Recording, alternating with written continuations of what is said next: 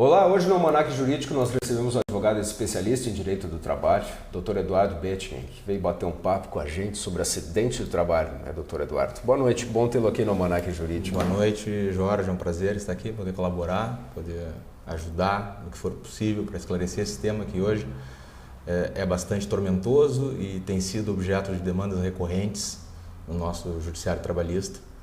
E penso que seja um tema de alta relevância, tanto para o trabalhador como para o empregador.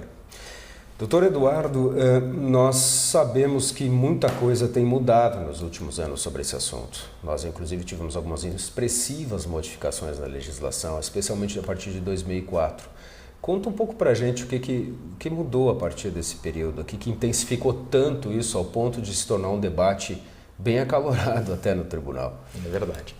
Bom, o fator determinante para que tenha surgido essa discussão no âmbito da Justiça do Trabalho foi a Emenda Constitucional 45 de 2004, que alterou a redação do artigo 114 da Constituição Federal e ampliou a competência da Justiça do Trabalho, ou seja, a Justiça do Trabalho passou a ser competente para julgar determinadas ações que antes dessa alteração constitucional eram de competência da Justiça Comum.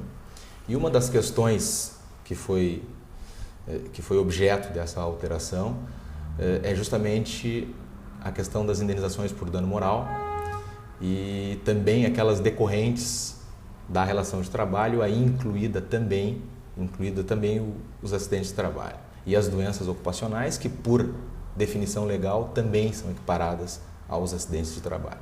Então, na verdade, este foi o ponto onde se verifica um aumento expressivo deste tipo de demandas.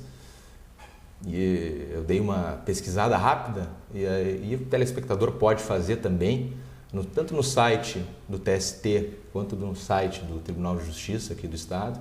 Existem os relatórios anuais que trazem todos os dados com relação ao número de ações ajuizadas, inclusive mencionando a natureza do objeto dessas ações.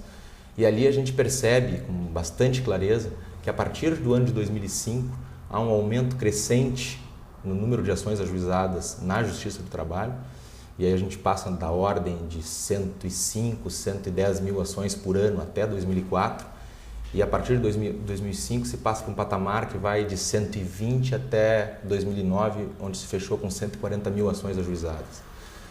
Aí, buscando no site do Tribunal de Justiça, a gente verifica que no ano de 2004, que foi o último ano de competência da Justiça Comum para esse tipo de ação, a gente verifica que foram ajuizadas 2.700 ações no estado inteiro. Ao passo que só no ano de 2009, só na comarca de Porto Alegre, a gente chega próximo a 1.500 ações dessa natureza.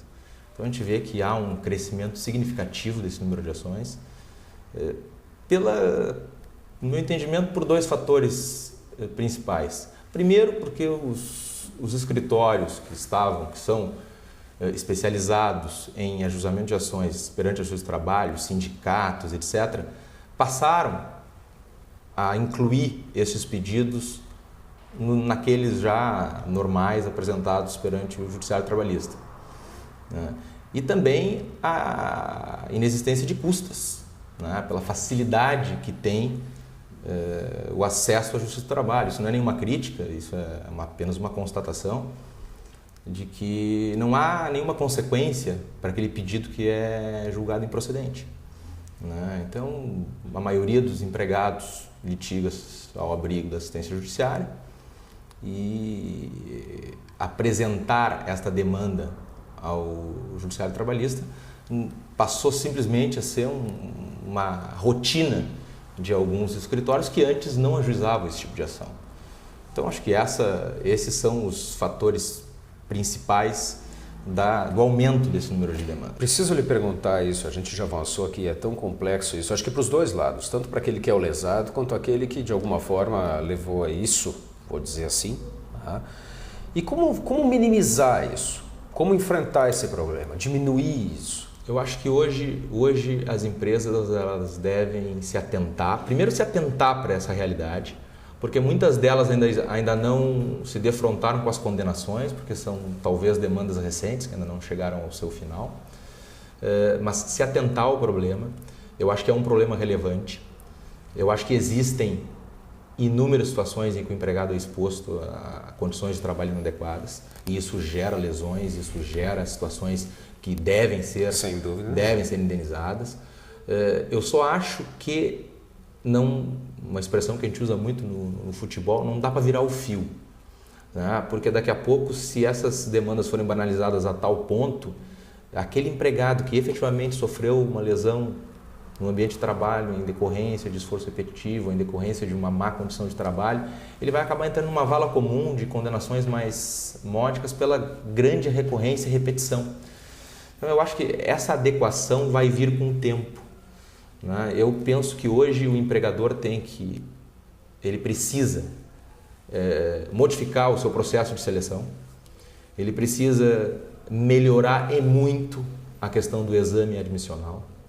O exame admissional antes era uma formalidade legal, mas era um documento que o contador precisava para dar abertura no livro de registro de empregados. Durante décadas. Né? Quer dizer, na verdade, isso não passava de uma formalidade. Hoje se recomenda que o exame médico admissional seja de fato um exame minudente, um exame que vá a fundo na anamnese do empregado, que busque o histórico médico do empregado, que busque histórico familiar, para que isso sirva depois de subsídio para uma defesa de uma eventual alegação de doença ocupacional. Quer dizer, o histórico do empregado anteriormente à sua entrada na empresa é talvez o elemento mais importante que vai ter o empregador para poder depois se defender. Quer dizer, paralelamente a isso, eu penso que as empresas devem sim se conscientizar da necessidade de melhorar os equipamentos de proteção individual, melhorar as condições de trabalho, tanto quanto for possível, melhorar a concessão de EPI.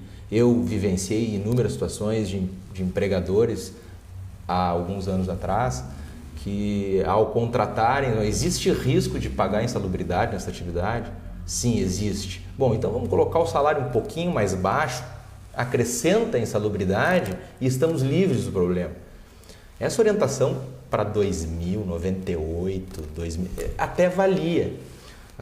Talvez um pouco leviana, mas até valia. Quer dizer, hoje é a pior das orientações e tem muita gente que ainda continua orientando nesse sentido. Hoje é a pior das orientações porque pagar insalubridade significa reconhecer a disposição do seu empregado a agentes que atacam a saúde do empregador. Isso aumenta a alíquota previdenciária. Aumenta a alíquota previdenciária, o empregador vai pagar mais previdência social. Quer dizer, vai ter mais despesa e depois, numa demanda, quer dizer, ele está confessando que expunha o seu empregado a uma condição que atacava a sua saúde. Então, hoje, há que se ter muito cuidado com a questão do EPI, mesmo em atividades que ensejam a insalubridade, algumas não há como escapar da insalubridade, existem atividades que são insalubres, né? Ainda assim, se conceda o EPI, o equipamento de proteção individual, quer dizer, se faça exame médico periódico, quer dizer, busque conhecer tanto quanto for possível o seu empregado, quer dizer, aquela situação que já aconteceu com clientes nossos, com empresas que são clientes nossos, do sujeito ter se machucado jogando futebol no final de semana. Quer dizer, e aí, lá pelas tantas, ele cai da escada e aparece com uma torção no tornozelo. Aí tu vai fazer a pesquisa e descobre que não, ele se machucou jogando futebol. Inclusive foi com o pessoal da empresa.